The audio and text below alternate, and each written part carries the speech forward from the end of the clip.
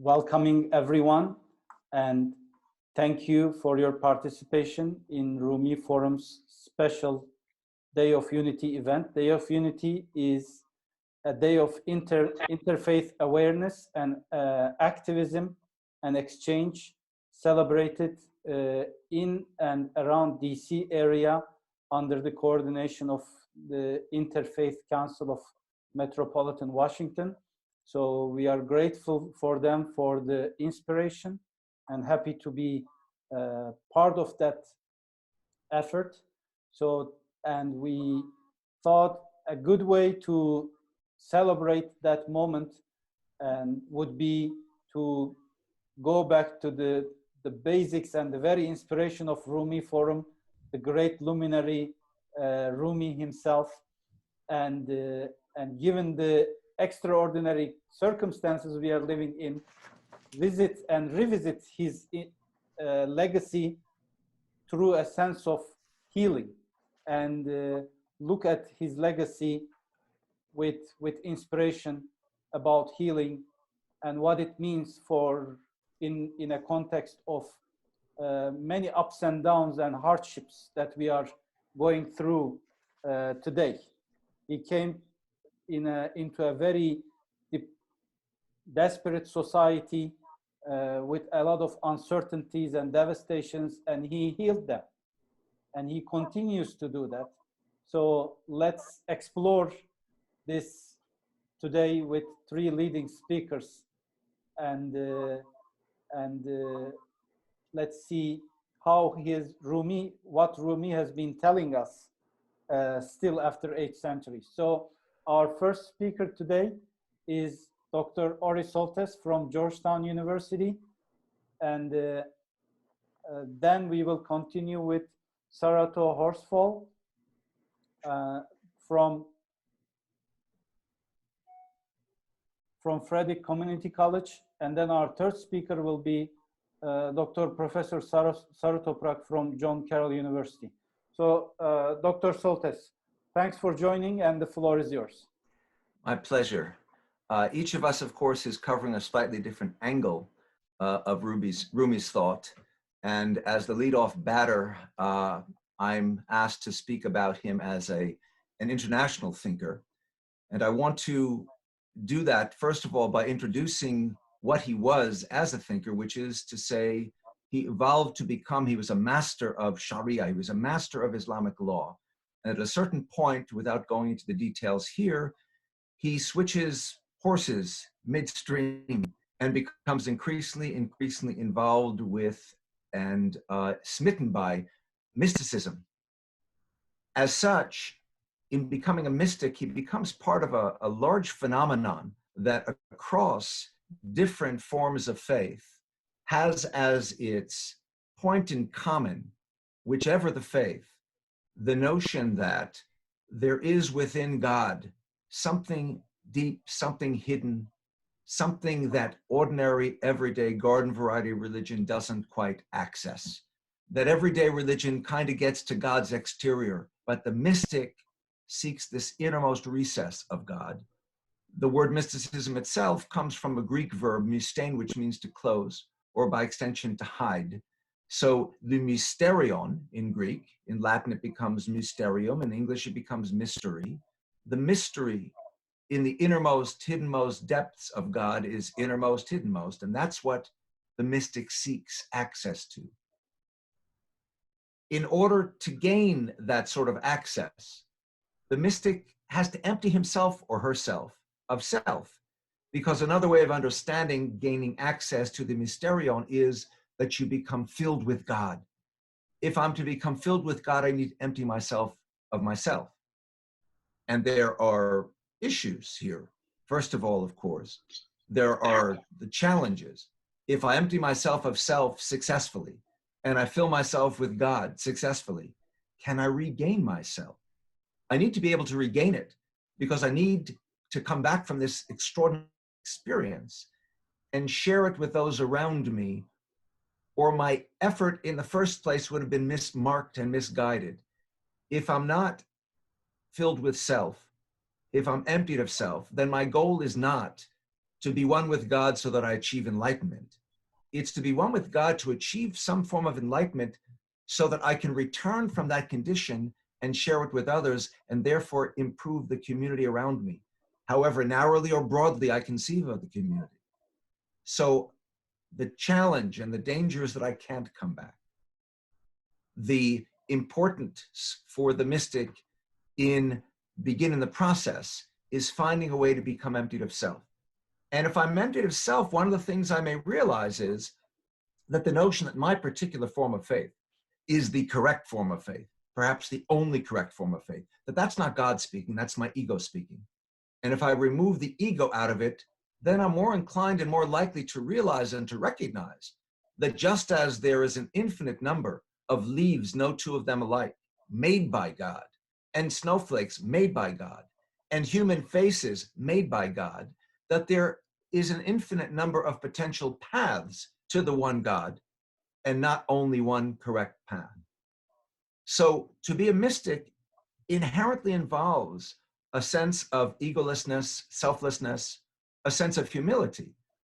And as a Muslim mystic, Rumi is part of what we refer to as Sufism, that probably comes from the Arabic word suf, which refers to wool, and therefore refers to the idea that the Sufi wears nothing but a very, I like to call it the plain brown wrapper, nothing but a garment of wool, and does not seek to be dressed up in any fancy manner as a signifier of being apart from the material and focused on the spiritual, apart from the physical and focused on the metaphysical reality that is closer to God, of course. This is not, again, unique to Sufis. Think of St. Francis of Assisi, for example, and what I like to think of as the plain brown wrapper, in which his order attires itself with the same sort of principle engaged, a principle of rejecting the material, the physical, the focus on the kinds of things that, well, let's say an average politician or an average businessman might think of as important. That's antithetical to what the mystic thinks of as important. That's what antithetical to what a Sufi thinks of important. That's antithetical to someone what Rumi thinks is important.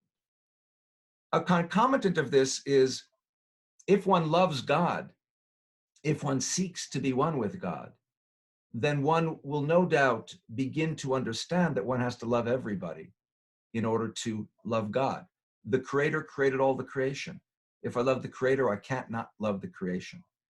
And in fact, Rumi draws from certain threads within the tapestry of Sufi history, beginning, for example, with Rabia, one of the important female mystics of the Sufi tradition, an 8th century Sufi, who introduces into the notion of Sufism the idea that the focus should be on love, and we're going to hear more about that, aren't we, before this afternoon is out. Here, that one's focus should be on love, not awe, not fear. It's love of God and God's love for me, not my fear, my awe of God. Rabia writes, I love you with two loves, love of my own happiness, that is to say selfishly, and perfect love to love you as your due, that purest love, which is your due, is that the veils which hide you fall. The veils which hide you fall. I become one with that mysterion, and I gaze adoringly on you. So she distinguishes between everyday garden variety love, which provides me with an inherent satisfaction, and the pure love she wants to feel for God, which is just about loving God, and not about loving God because it gives me satisfaction to love God. Of course, it becomes a wonderful and ineffable kind of experience. How can I distinguish loving God, which is an experience that there could be nothing better than that, from the pleasure I get from that experience? But that's her goal. But the mystic's goal is to go beyond the beyond the beyond, however difficult it is. Another of the Sufis who influences Rumi is Ibn Arabi, a 12th century Sufi, who wrote many, many works, and who, like Rumi, started out as a master of jurisprudence and becomes, in addition to that, a mystic. He's born in Spain. He travels to Mecca on the Hajj. He ends up in Damascus. And one of his most wonderful works is a work called Fusu al-Hikam, the Bezels of Wisdom, in which he writes in part, wonder a garden among the flames. My heart can take on any form. A meadow for gazelles, a cloister for monks, for the idol sacred ground. Kaaba, for the circling pilgrim, the tablets of the Torah, the pages of the Quran. My creed is love. Wherever its caravan turns along the way, that is my belief, my faith. So Ibn Arabi embroiders further on that tapestry, the threads of which have been put in place by Rabia centuries earlier, to recognize that in order to love God, one loves all of humankind, to recognize that there are myriad threads into the tapestry of loving God. And if my heart is to be filled with God, it's going to be filled with all of the practitioners of diverse faiths who seek God, and not just one in particular, because my creed is love. And you understand, he's 12th century. This is in the middle of the Crusades. This is in the middle of a world in which Muslims and Christians are at each other's throats. Within the Christian world, within the Muslim world, people are at each other's throats. And yet his sense of how to be, if one is to connect to God, is to connect to everybody. So this is part of the heritage that Rumi further evolves in the 13th century. Rumi, born in Balkh in 1207, which is now Afghanistan. Then it was part of the larger Persian Empire. And eventually, for reasons beyond this discussion, he and his father, well, there was a Mongol invasion. And the tradition has it that his mother perished in that invasion.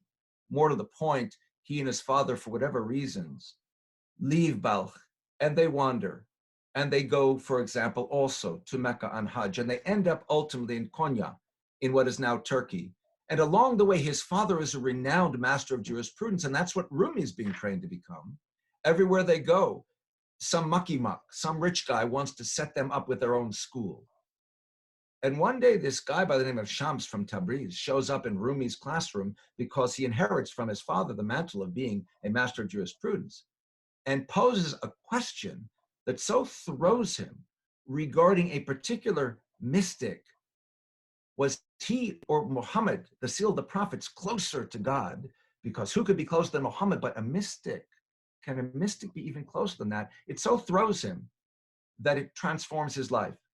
And he moves on to become the preeminent Sufi philosopher, theologian, and above all, poet of his era, with an emphatic interest in an internationalist, multi-faith, multi-ethnic, multinational kind of perspective.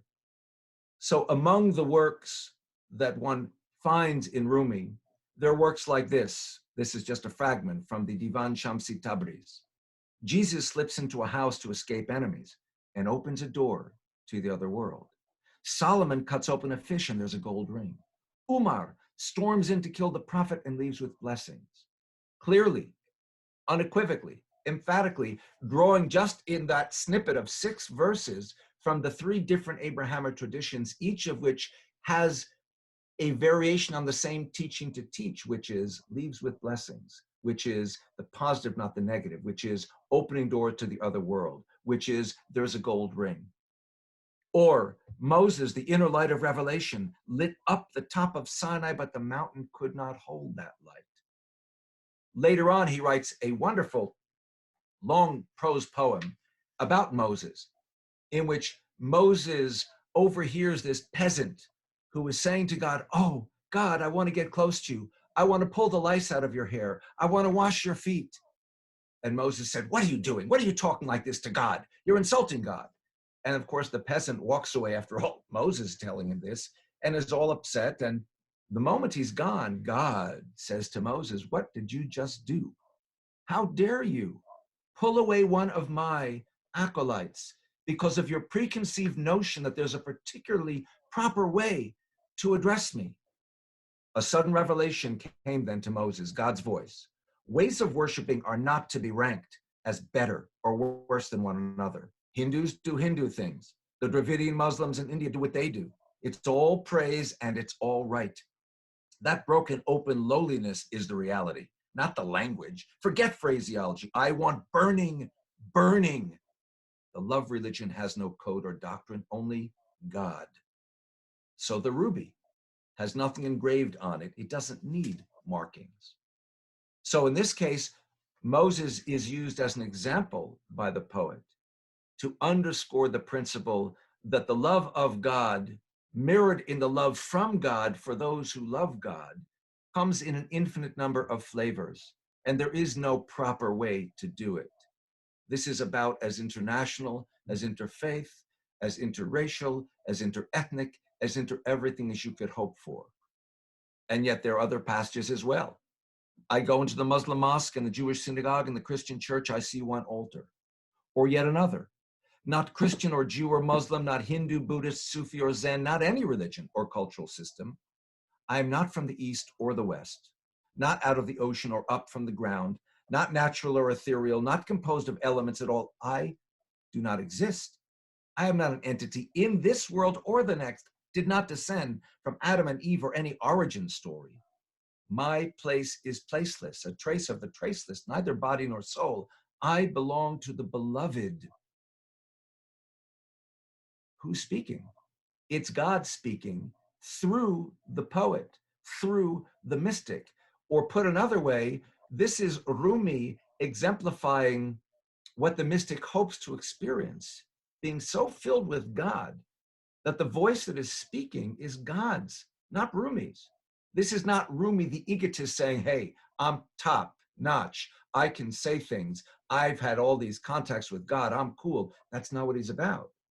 He has become an empty vessel through which God breathes, or put in his own kind of imagery, he has become the empty reed that plucked from the reed bed becomes the ney, in N-E-Y, in Turkish, this reed flute with 7 holes through which when you blow it through it, your breath, of course, creates beautiful melodies. We are each of us that kind of a reed flute, and it's God that breathes through us and creates melodies. And when a mystic like Rumi has accomplished what he has accomplished in becoming that breath-filled reed, then it's God itself speaking and reminding us that I came from no place that you can even understand. It is no place in your sense, no time that you can understand, no time in your sense. No tradition has the franchise on what I am, on who I am, and how to engage me. All traditions do. So Rumi writes elsewhere, come, come, wherever you are. Wanderer, worshiper, lover of leaving, it doesn't matter. Come, come, and join us, as we are the people of love devoted to God. Come, come through the door of love and join us and sit with us. Come, let us speak one to another through our hearts. Let us speak secretly, without ears and eyes like thought. Let us see each other without any words or sounds.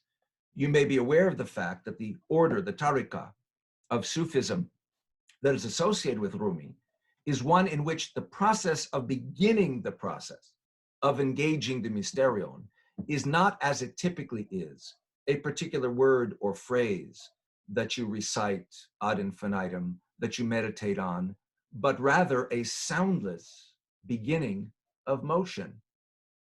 Those from his tariqah begin to spin, begin to spin, begin to spin on one foot around their own center, but then as a group around a centerless center as they spin around the space in which they are engaged in this activity.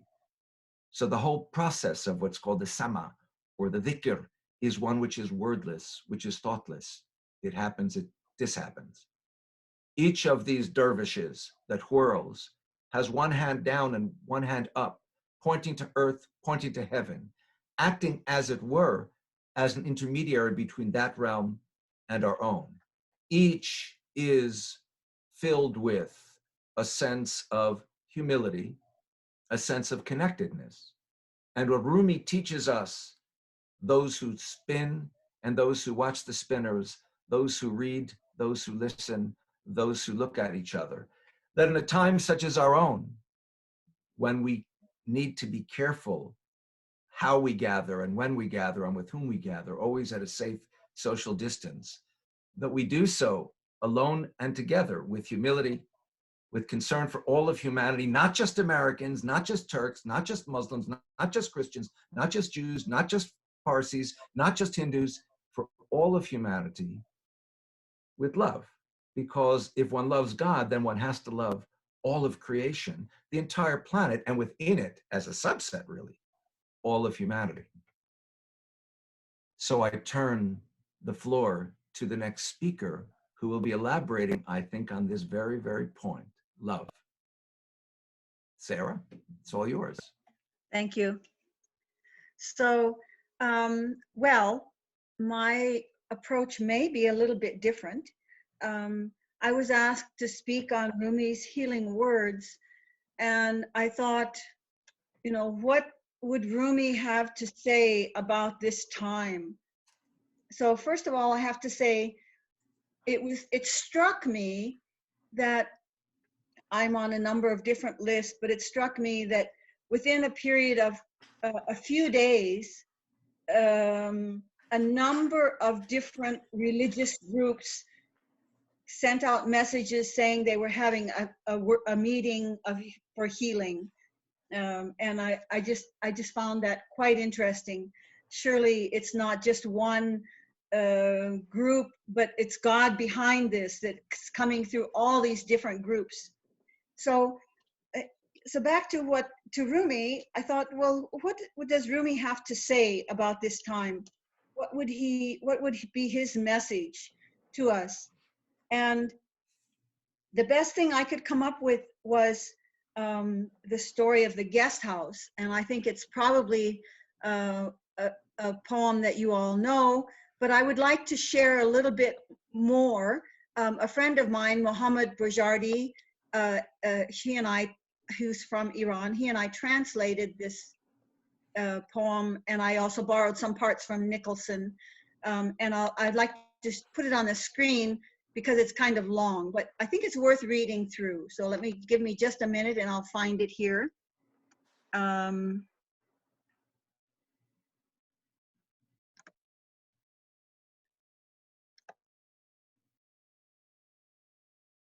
you go. It's up there? Okay. Yes. So this is, and what I did is there's a story, and so Rumi's way of going about in the Matnawi, Rumi's way is he apparently had something on his mind, and he had a message that he wanted to deliver, and then to bring that message home, he would tell a story. And those stories are always very memorable. He was a good storyteller. And then after he would tell the story, he would then talk about the meaning a little bit more. And from my perspective, what I realized from this was he's like really a master teacher. So the next day, you will remember what? You remember this story.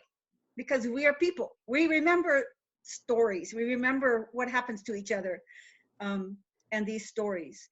And then once you remember the story, you will start to think, oh, what was he saying? Oh, yes. And then you will go over the meaning of the message.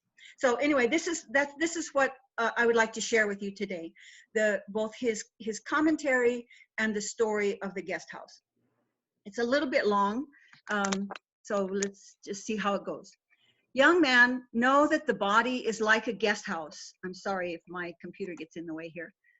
With a new guest coming to reside every so often.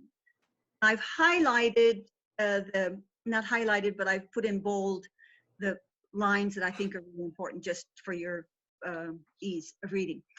Don't complain when you are stuck with a guest, because at any moment it might fly away and disappear. Whatever comes from the invisible world, entertain that precious guest in your heart. A guest came without notice, and this is a story. A guest came without notice to a certain man, and he felt the visit like a leash. He provided food and served the guest at home, even though there was a celebration in town that evening. The husband quietly told his wife, make 2 beds tonight. Make our bed near the door and our guest's bed near the other door. She willingly agreed, saying, I will serve him happily. She prepared 2 beds, then left for the circumcision party. The dear guest and her husband stayed at home, munching on dry and wet sweets and chatting. They talked about their good and bad experiences until midnight. The guest became tired and went to sleep on the bed near the door. The husband, realizing it was the wrong bed, but not wanting to embarrass the guest, said nothing. So the arrangement was changed, and the guest laid down on the wrong side of the room. During the night, it rained very heavily. with rain pouring down so hard the cloud's thickness was unusual. The wife came back and assumed that her husband was, have I got your attention yet? She assumed that the husband was asleep by the door and the guest was on the other side. So she got undressed like a newlywed and gave a few kisses to the guest. Then she said, "The very thing I was afraid of has happened." What's that? During the night, just a minute. I got lost. I got distracted by that noise. Okay, so it rained. She got undressed. The very thing that I was afraid of has happened. The rain and the mud have stranded the guest. He will be stuck with us like government soap. I looked up government soap, and apparently the government did make soap, and it was not very good quality. How can he go on his way and rain like this? He's going to be a burden on our house. The guest jumped up immediately and said, "I have boots and I am well prepared. I do not fear the rain. Goodbye, I'm leaving right now, and I will remember this unfortunate event. I will continue my journey that has been interrupted by this temporary stay." The wife, regretting her unsympathetic words, as soon as the guest jumped up, let me just pull this down here.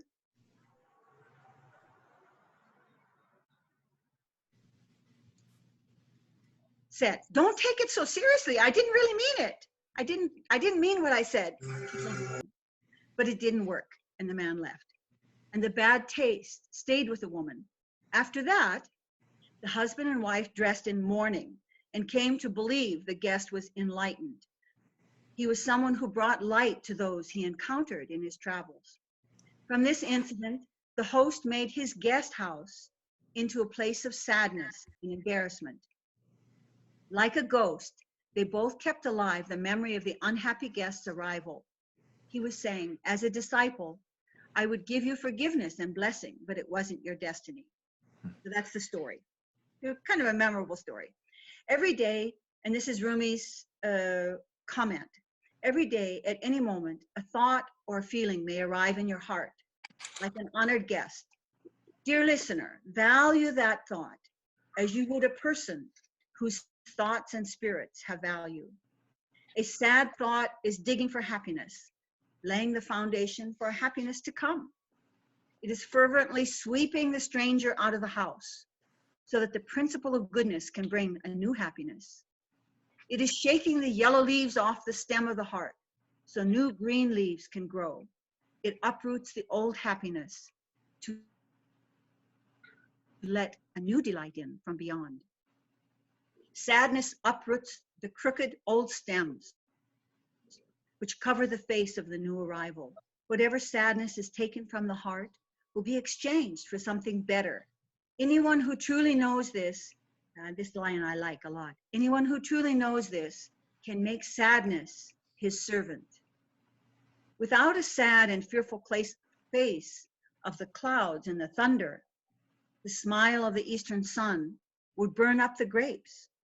Good fortune and ill fortune both will be guests in your heart as they move like stars from house to house. So he's talking about astrology as the signs move from place to place.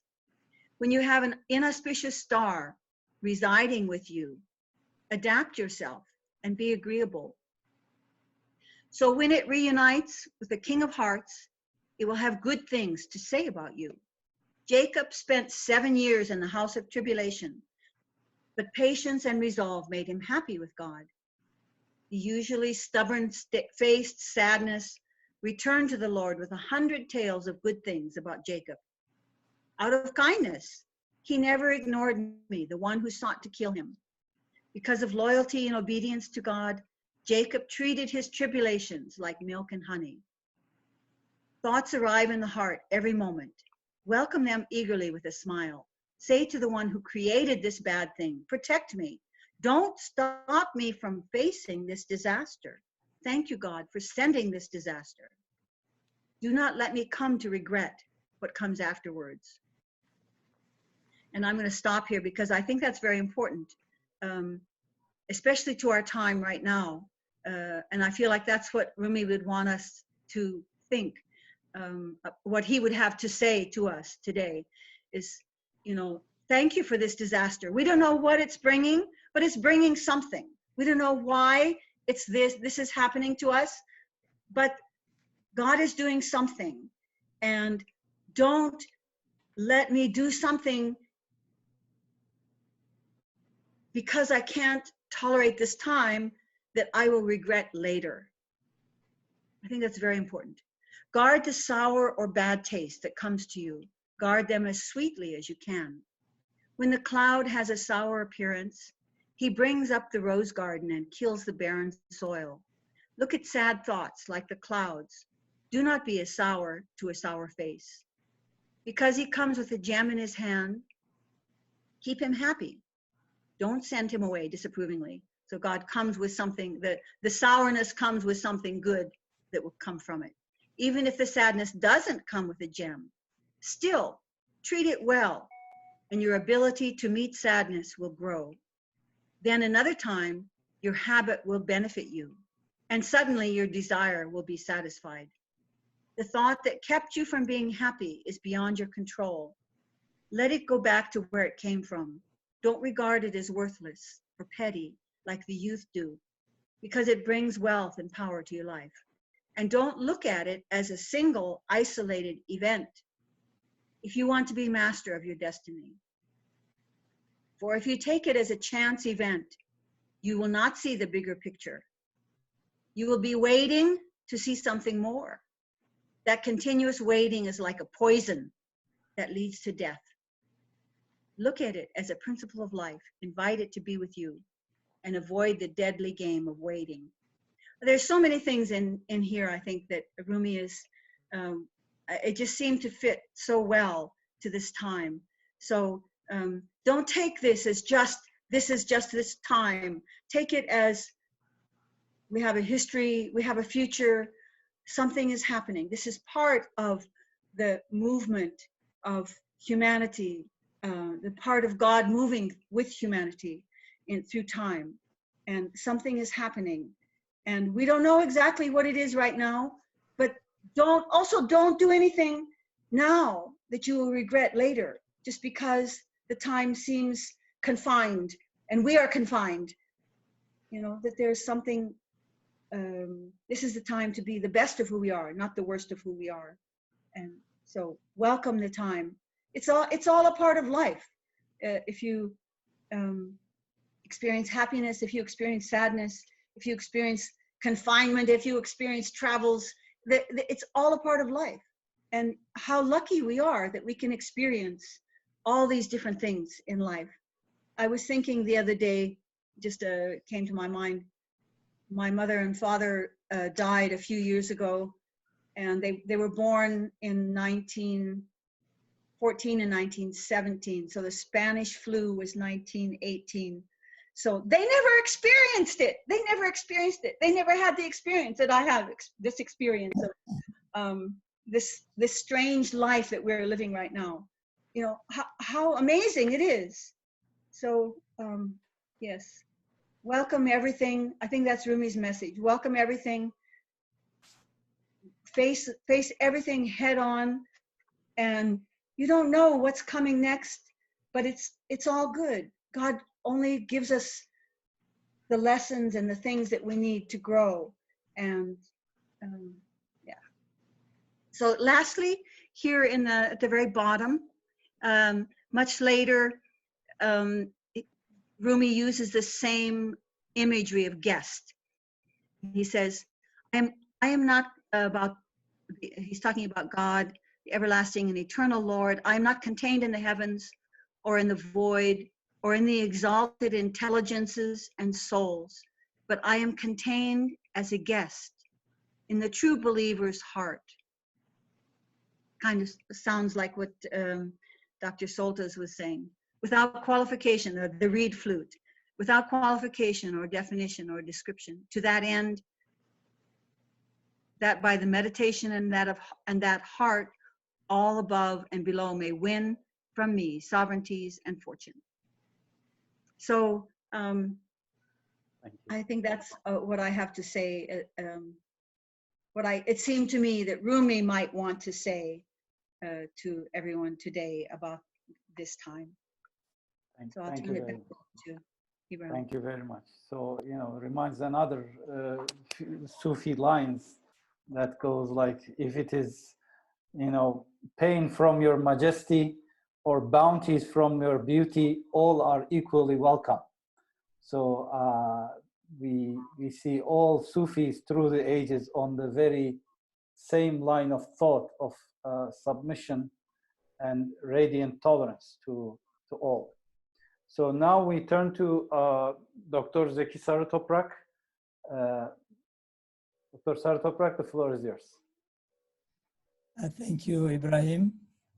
And thank you, Ori and Sarah. You really paved a beautiful pattern for me. So I am just taking from what you have left. My topic is Rumi on the healing power of love. So Ibrahim asked me to speak for 15 minutes. So I hope I will finish my topic in 15 minutes. Now Rumi is known as the Sultan of Lovers. As already mentioned, he speaks of a religion and he calls the religion of lovers. Of course, he is a Muslim, Sunni Muslim. There's no doubt about that because we know his statements. He says, "Man bande Quranem agar jandarem, man khaki rahi Muhammad mukhtarem." I am the servant of the Quran, the Holy Quran, as long as I live. And I am the soil of the footstep of Prophet Muhammad. He is so humbling himself. He's saying that I am the soil that Prophet Muhammad stepped on. So he is a remarkable personality with regard to his love for God and his love for the Prophet. And of course, all prophets of God. I just was reading the Mathnawi. He has remarkable stories about Jesus, remarkable stories about Moses, Moses' struggle with Pharaoh. So today I will be focusing on his concept of love. What is love, actually? Now, love for Rumi is an attribute of God. He says in his Mathnawi, love is the attribute of God. God who does not need anyone. So to be in love with anyone other than God is a fake love. The whole focus is to be in love with God. Okay, do you understand this? Well, Rumi says, when you become like me, you will understand this. When you become like me, as I think Sarah mentioned in her presentation, burning, or maybe Ori mentioned, when you become burning like me, you'll understand this. Every love for everything other than God is a fake love. And for example, he speaks of the ascension of the Prophet of Islam. What is ascension, he says? Ascension to heaven, what is that? As a normal human being, what is ascension for you? What is your miraj? Miraj is the ascension of the Prophet. What is your miraj? And he says, your ascension is annihilation of self. Self-abandonment is the creed and religion of lovers. And he goes on, actually, he says, if you don't annihilate your egoism, you will become heavy. You cannot actually fly. So in order to fly spiritually, in the realm of spirituality, he says, annihilate your egoism. Make it melted so that it will be not heavy enough to prevent you from ascending to heaven. He divides love into two types, true love, which is ishq haqiqi, and derivative love, which is ishq majazi. So ishq haqiqi, true love, is the love for God. Ishq majazi is love for anything else. there is a very prominent mystic who passed away recently, Shafiq Jan, a Turkish Mevlevi. In fact, he's known as the last Mevlevi representative, Mevlevi Sufi order representative who passed away. I was honored to translate his book into English, entitled The Fundamentals of Rumi Thought. Now, there he says, and that's why I like to elaborate on this, when we say derivative love, is it all bad? He says, essentially, all love is love for God. If you think deeply, all love is love for God, because whatever exists is his beautiful name's reflection. Al-Wadud, the divine name Al-Wadud. And therefore, what we think as a, let's say, romance, those type of love even, eventually it is going to God, because God is the one who created everything. So he is the creator of everything. And therefore, whatever exists is the reflection of his beautiful names. And he gives the example of Majnun, who is a very famous personality in the Islamic history, who becomes in love with his beloved Layla. A very famous story, Layla and Majnun, like Romeo and Juliet in the Western literature. Layla and Majnun is exactly counterpart of it. And Majnun is in love of Layla, and then eventually he finds Layla, and he said, Layla, thank you. You led me to the love of God. Eventually, that love will lead to the love of God. I think that's what Shafiq Jan would suggest based on this idea of dividing love into two. He says, in the eyes of elect, love is a tremendous eternal light, even though the vulgar see it as a but form and sensuality.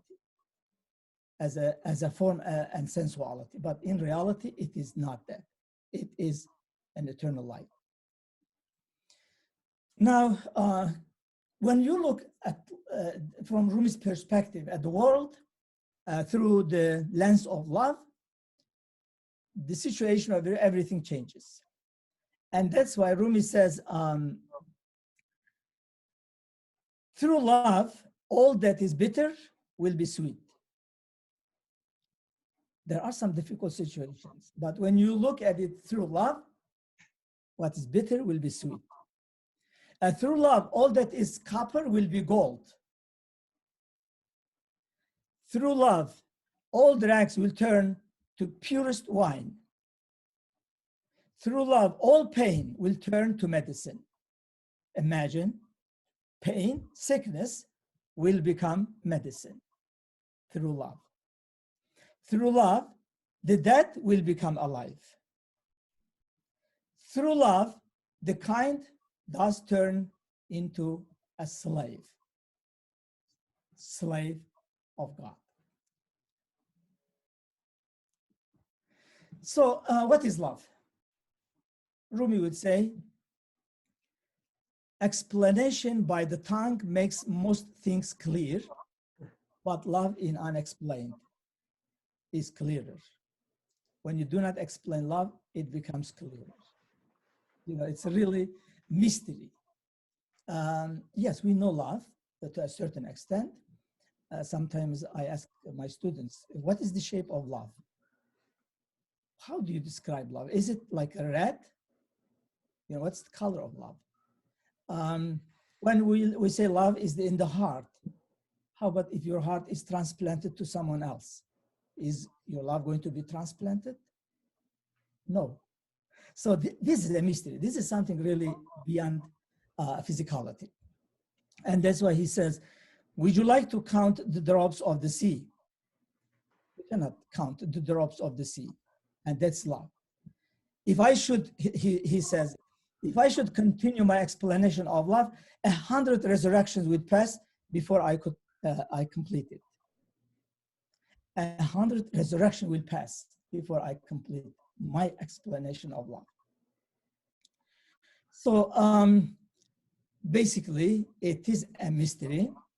I am aware of my time. I'm trying to look sometimes to make sure that I'm not going too far. So who can explain love? Rumi says, none but love itself can explain love and lovers. And he gives the analogy of the sun. None but the sun can display the sun. If you would see it displayed, turn not away from it. Do not make darkness for yourself. If there is a sun, benefit from the sun. And sun can display the sun. The sun does not need another sun to display it. He says in the continuation of this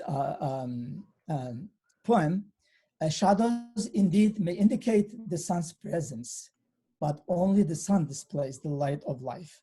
But when the sun arises, the moon is split asunder. And this is, again, analogy. I think if you are familiar with the Holy Quran, there is a verse in the Quran, it says, when the moon splits, the moon will be divided. When the moon splits. And there's a long story about that. I have no time to elaborate on that. But Rumi, with this, when the sun arises, the moon is split asunder. He speaks of some spiritual dimension of the sun. In fact, in this case, the sun will be like the messenger of God. And the moon splits because when he pointed at the moon as a miracle, the moon splits, he would say. Okay, again, about love, Rumi speaks of love.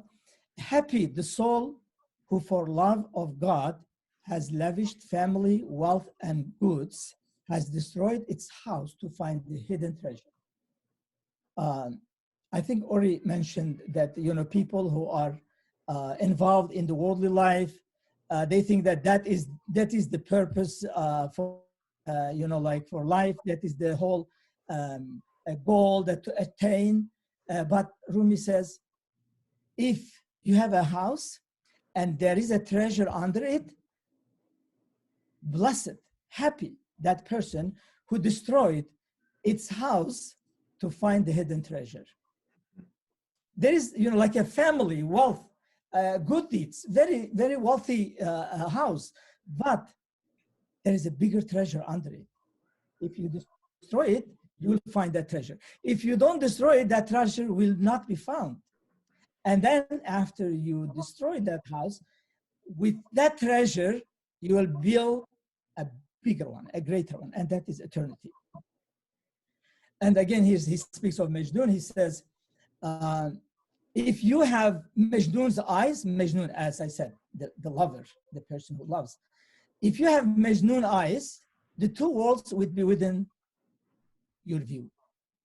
You will see the two worlds at the same time. If you have Majnun eyes, if you have that eyes of love, you'll be able to see two worlds. Now, in the Islamic teaching, there is mulk and there is malakut. Mulk is physical world, malakut is metaphysical world. And when you have that eyes of lover, you will see both of them at the same time. And therefore, you will not be deceived by the physicality only, because you will see something beyond that. So the source of love, what is the source of love? God is the source of all love, according to Rumi. Everything, God's love for human beings and human beings' love for God is all related to the love of God. So the love of human beings for God derives its existence from the love of God. And eventually, to find the king of love, Rumi uses the term king. And in this case, with capital K, the one who is love, which is God. Love is an attribute of God, Al-Wadud. I think I mentioned Al-Wadud is one of the names of God, 99 names of God. And there is a hadith Qudsi that God says, I loved to be known. I was a hidden treasure. I love to be known, so I created the world so that I will be known. And that's why love is the foundation of the creation of the universe, because God says, I loved to be known, and that's why I created the universe. Love becomes the foundation of the universe. Nature is a servant in Rumi understanding. Air, earth, water, fire are God's servants. To us, they seem lifeless, but to God, they are living creatures. They are worshiping God. And therefore, when you look with the eyes of love, you will have a meaningful looking at these lifeless creatures. It will become total different approach. And that's why he says, and I will be finishing soon. When you strike steel on flint, fire leaps forth. The flint and steel are themselves causes. They are causes. Look higher for the first cause, O righteous man. O righteous man, look for the first cause, or in another word, the cause of causes. There are some causes. I think, the last poem that Sarah shared with us, that is referring to that. There are some things that might be bothering you. Don't relate many things to them. Look at the first cause, the one who is the cause of causes, and love that cause, and everything will become easy for you. And I think finally, I will have like a prayer of Rumi, and I think it's very beautiful. He says in one of his poems, he prays to God as follows. O Lord, who gives life to my life, lift the veil on your face. O you who joins me in my grief and my problems. O my Lord, wherever I am, you are with me. O beloved, who is with me in the night. O the one who hears my supplications, timely and untimely.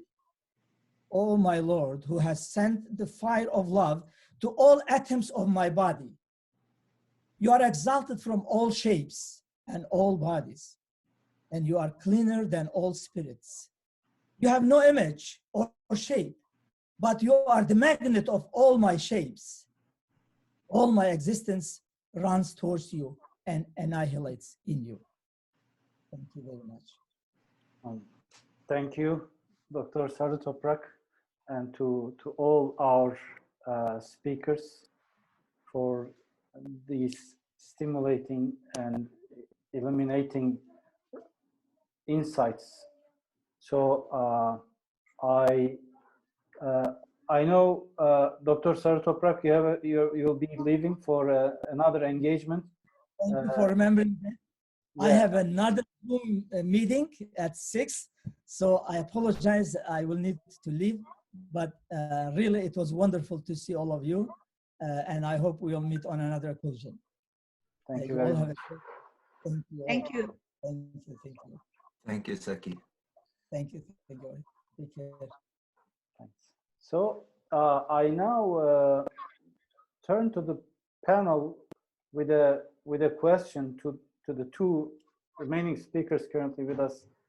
Peter Kovac has this question: in the spirit of Rumi, how can we transcend our respective faith identities to celebrate love, Allah, who, the Holy Spirit, Buddha nature, Sat Sitananda, pardon my wrong spelling, collectively? I'm looking for organizational ideas, contexts, events that we can collectively develop to celebrate the one divine loving presence. Well, if I can step in with two responses to Peter's question. One is a theoretical and the other is the more practical. So the theoretical is to follow the lead of people like Rumi or Ibn Arabi, is to follow the lead of individuals who are simultaneously dyed-in-the-wool, hardcore, as Zeki said about Rumi.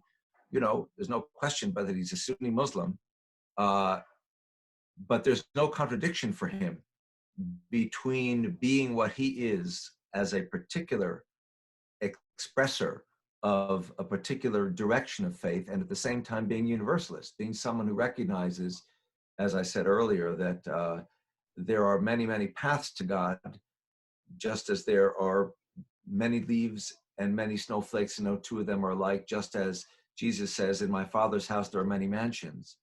Those mansions are each of these different directions. So the challenge is for us as a species, as individuals, to be comfortable with that proposition that I can be exactly what I am in whatever particularized way I am, and understand that that is the most perfect way to be relative to God for me, and that there's no contradiction between that and the idea that for others, there are other equally perfect ways for them.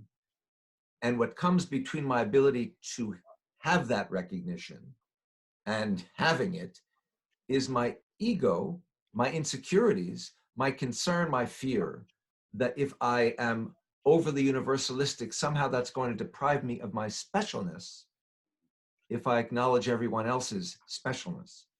And I've got to get over that. So that's sort of a theoretical kind of an idea. But if, Peter, you're talking about practical matters, you know that every fall there is an interfaith walk, I'm just speaking for Washington, D.C. here, that moves from house of worship to house of worship in the course of a day, that has precisely as its point and purpose a way of expressing with action and not simply with words or thoughts our simultaneous commonality with each other and specialized individuality as individuals and as groups. That's what I would say to that. Sarah? I would actually like to answer that question by addressing another question. I know it sounds a little backwards, but somebody else here has written, my children ask me, what is the source of suffering? Rape, starvation, abuse. Where is God in suffering? And that's a very tough question for religious people. I mean, it's like that's the very reason that a lot of people don't believe in God, because how can God cause all this suffering? And I guess I want to say that I was sitting here thinking what kind of answer would there be to that question? And it seemed to me it kind of comes around to where we are today, and it kind of addresses the question of working together. It's like, I think first of all, the suffering comes, I think, because we are not individuals. We are not just single people. We're not islands. We are all together in this whatever it is that we live. We are all together, and together we have our individual fate, if you will, our individual path, our individual way, but we also have a common way. You know, when it's a world war, it's a world war. It's not just one person's war, it's a world war. Whether you like it or you don't like it, it's a world war, you know. And if you have a world pandemic, it's a world pandemic. Whether you like it or not, it's not just one person being sick, it affects everybody. So we have a common fate, and somehow our commonness, I believe, our commonness, there's some part of our commonness that's separate from God. And that's what allows all that suffering to exist. And we together have to address that suffering, because we together, we become the body of God to address and to heal each other. And so I think this addresses also how to transcend religious practices. I think by realizing that we are in this together, and that we have things we have to do to make our world better, you know, together, whether you're Jewish, whether you're Christian, whether you're Islam, whether you're Hindu, whatever religion you are, whether you're nobody, you know, you have no religion. It's like together we have to do so many things to make the world a better place. And we've done some of them, but we have a long way to go. And I think together that's, we have to realize that we are together. That, I guess, so that's would be my answer to both of those questions. And Ibrahim Bey, may I pile on to that second question and Sure. Sarah's wonderful answer? Just two quick things. One, that one must distinguish suffering that humans endure, that they endure at the hands of other humans.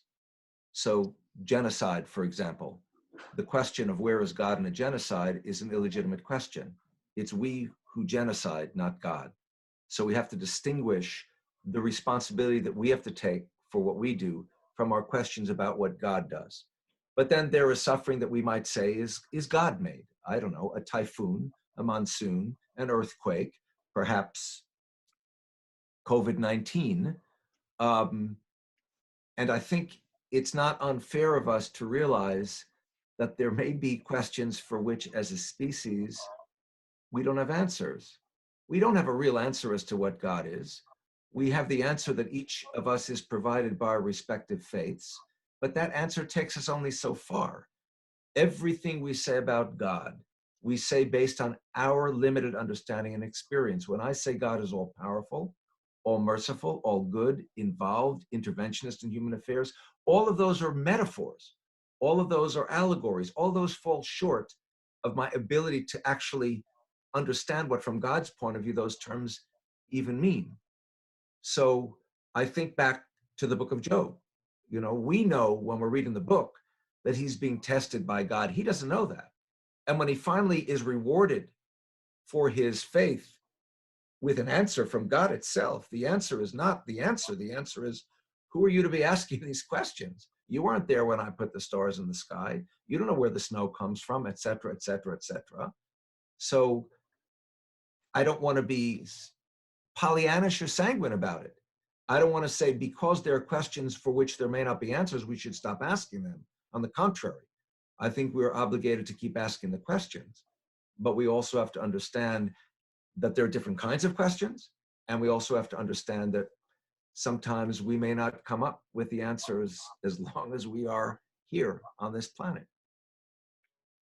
Thank you very much. I would like to add one little thing more. Go It for it. reminded me of something that I forgot to say, and that is, I think, yes, in addition, that above everything, God gave us choice. We have no, love cannot be love without choice. God did not say, you have to love me. He says, you know, it's our choice. It's our choice. It's our choice. Always. God, it's so wonderful. God gave us our choice. And of course, Sarah, the wonderful poem, prose poem, which is what I'd call it, that you read, right?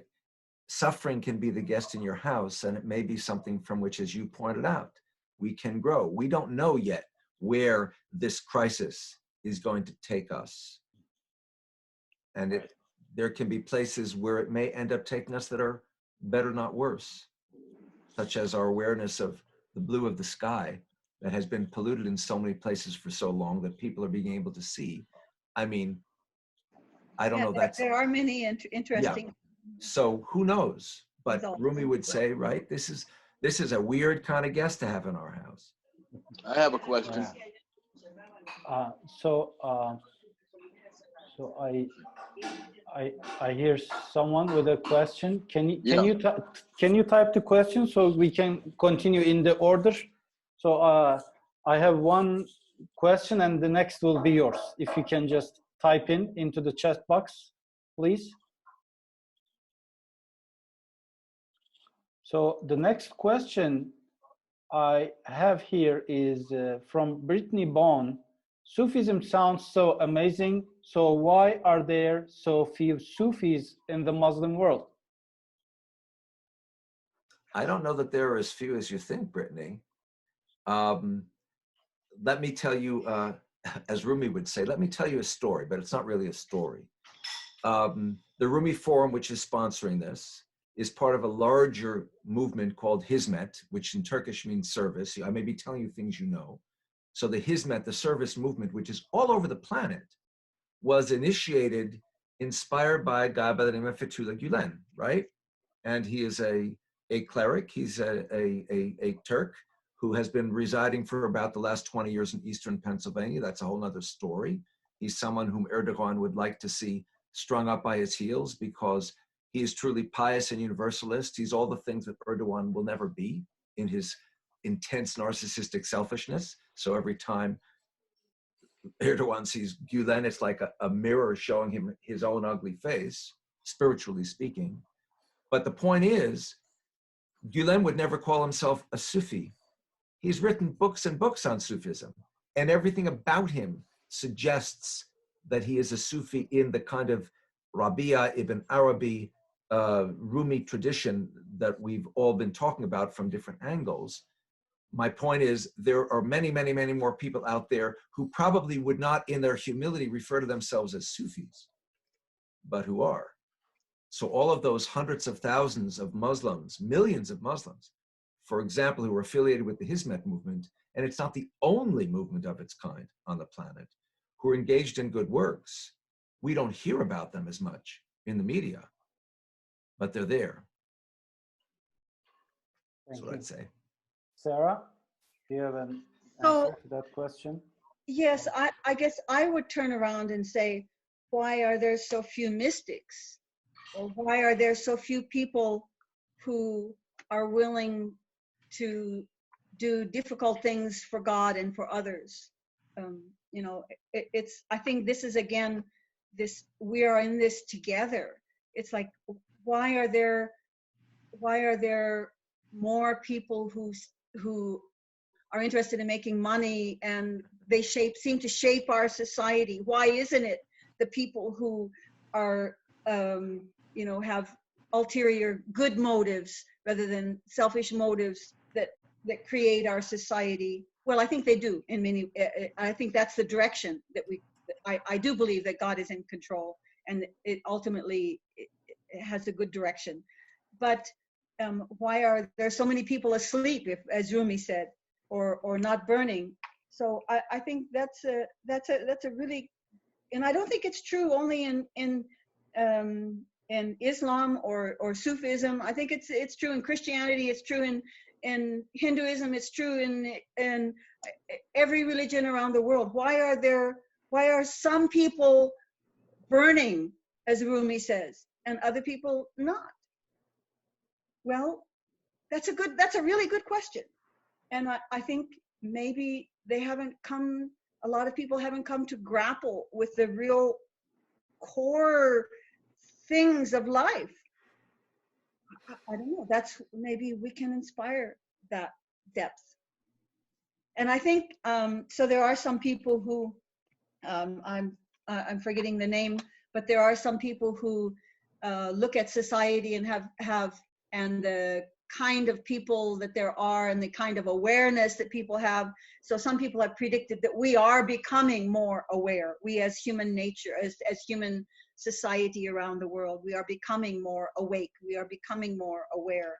And I hope that's the case. I mean, I would feel like that's our development. November will Thank be you. a test. Thank you, Sarah.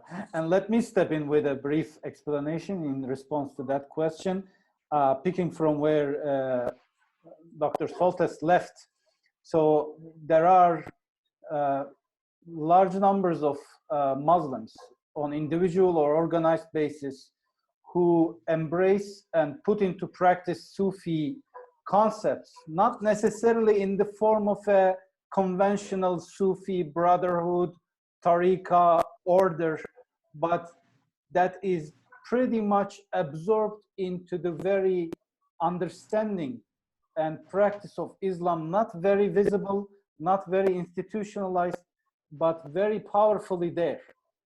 So first of all, on the surface, at institutional level, the impact, the influence of Sufism in the Islamic world is not easy to point out and say, look, it's there with that percentage. That's not the case, but still we might estimate that this being not very high percentage of Muslims. But what is important is throughout the history, they have been, Sufis have been, despite their smaller numbers in the majority, they have been an important center that represent Islam of sainthood, Islam of spirituality, Islam of internal contemplation, and their influence has balanced the textual Orthodox political tendencies that could have otherwise taken Muslims into not very desirable ends. But Sufis were not very much numbered, maybe every time, but they were always a very important counterbalance to political extremist tendencies, and they are now even to this day. So I have another question as we are closing to the end of the session. And unconditional love, where do you place it? Douglas Pilzer asked this question of where to place unconditional love. Where to place it? Yes, that's exactly the text. I see it. And Douglas, is the question asking for a kind of expression of where that would fit in to the panoply of different kinds of love? Douglas, because if so, elaborate on that.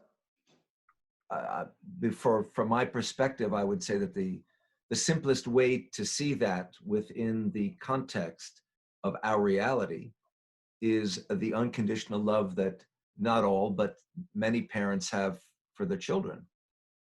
From the perspective of transcending our reality, the mystic, presumably, wants to express an unconditional love for God, which of course requires, as I said, a complete emptying out to be filled with God. But there is within that the conviction that once that happens, or when that is taking place, it is a completely reciprocal kind of process, whereby I am the lover, God is the beloved whom I'm pursuing, but I'm also the beloved whom God as the lover is pursuing. God wants me as I want God. And when we achieve that kind of oneness, lover, beloved, and love become indistinguishable from each other. Rabia, in that little fragment of a poem that I read to you, or not poem, fragment of the piece from her that I quoted, is trying to understand unconditional love as the love she wants to feel for God. It's not that she claims she has, it's what she aspires to that she distinguishes from love, which at the very least has a condition that I derive satisfaction from it. A completely unconditioned love in her thinking transcends even my ability to say, well, I feel satisfaction from it. So I suppose there are different ways of angling an answer to that question. And if one's starting point is in the here and now, the easiest place for me to see it is in the context of parent-child. And obviously there can be other relationships where the same will be true. But then the question is, can one even transcend that? And that's what the mystic hopes to do vis-a-vis God.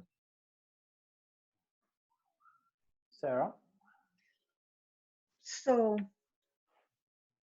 well, I don't know if I have anything to say here, except that to me, unconditional love begins with God. And it's like love begins with God. Without God's love, there is no love. So, and God loves us unconditionally. I don't know what else to say. You know, it's interesting, by the way, that another Sufi by the name of Hafiz, in a couple of the passages where he writes, he says, and I'm paraphrasing him, that's not a direct quote. He says, you want to learn about how to love God, come back to me after you've had a love affair. Because his perspective is that unless we can develop a sense of real love for fellow humans, then our desire to become one with God is a desire that can never be fulfilled. because the two cannot be disconnected from each other. So I suppose it works from both angles. If I love God, I've got to love humans. In order to love God, I have to have a sense of what it is to love humans. We have all, I think, met pious people who, oh my God, they seem to hate humanity. They're so caught up in their love of God, but they've forgotten about human beings. And But I want to say, I'm sorry to interrupt you. No, go ahead, I want to Sarah. say, but that love starts from God. You first experience love because God loves you. Right. I mean, I Saint sound like a Augustine, fundamentalist yes. Christian, but Yes. that's okay. No, it's okay. Saint Augustine in the Enchiridion on Faith, Hope, and Love, the kind of love he wants to feel is such that I love the beggar as much as I love my own baby, because I love the God that's in the baby and in the beggar, because God is in all of that. Yes. But that kind of love, he will only feel if he really wants to, and then if he is graced by God with that ability. But he won't be graced by God with that ability unless he really, really wants to. Choice. Right. And let's finish this with this question from Kaifi. What distinguishes a mystic from more orthodox or standard religious people? I'll give each speaker 3 minutes. This is like the presidential debate, Sarah. And you'll give the ultimate answer. Sarah, you want to go first this time? Because I keep jumping in first. So this was actually the topic of my dissertation, the experience. And I think that this, to me, the mystic is the person who is searching for the experience of God, not the rational explanation, not the theology, not all of those things, but the experience of God. What is God to me? How can I understand and feel and be part of God? And so to me, the mystic is the experience. And now we've lost Dr. Soltis just as he was about to. Yes. I guess So the experience. Orthodox practitioner, at least a mystic would say this, Rumi would say this, an Orthodox practitioner seeks God by way of a whole series of rules and regulations, ideologies, and the mystic seeks to transcend all of that. The Orthodox practitioner has a conviction that has a belief and a conviction that it is possible somehow to get closer to God by way of fulfilling all of those rules and regulations. And the mystic says, well, that's well and fine, but there are things beyond that. So I go out into the woods. I'm not praying in the formal sense. I wasn't spending all day studying my Quran, studying my Torah, studying my Gospels, but I go out into the woods and I see these birds and I hear them, and I see these trees and these flowers, and I can experience God that way, because all of that is part of what God has created. It's what we call the one God in everything, pantheism. That's the experience that a mystic seeks, to feel God everywhere and to feel God and not just to think God. And perhaps, that's part and parcel anyway of the distinction between that. I define mystics in two ways. There is a mystic, you can define it as someone who has succeeded in experiencing this. But many more, I would say, are mystics who are seeking to experience this and may not have yet succeeded. You are a mystic as you aspire to this, to go beyond where orthodoxy can take you, where rules and regulations and ideology can take you. I think I didn't use up my 3 minutes. Yeah, go ahead. Go ahead. Add on. So once you have tasted the taste of something beyond, not everything else is flat. It's like once you have the taste, you can't but pursue it. Indeed. Yeah, thank you. Indeed. from which is why these mystics use the imagery of wine again and again and again. That's what Yeah. they're thinking, yeah. right? Yeah. So in the literature, And by the in way, the that's Sufi paradoxic, particularly in Islam, yes, it is. because an Orthodox Muslim should be staying away from wine or any Yeah. fermented date or however you interpret it to be. Yeah. And yet, and a mystic may, a Sufi may also stay away from it in actuality, but is very conversant with the sensibility that it makes that metaphor so possible.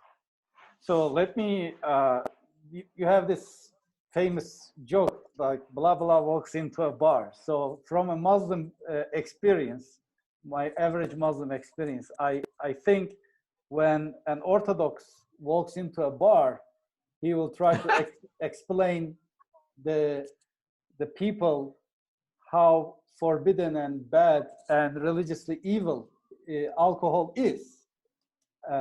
That's what an Orthodox do, again, in my Muslim experience, Muslim projection. When a mystic, a Sufi walks into a bar, he will say, well, you seem to have quite fun here. I hope this fun will be for eternal. He knows that alcohol is forbidden, but he's not getting into that.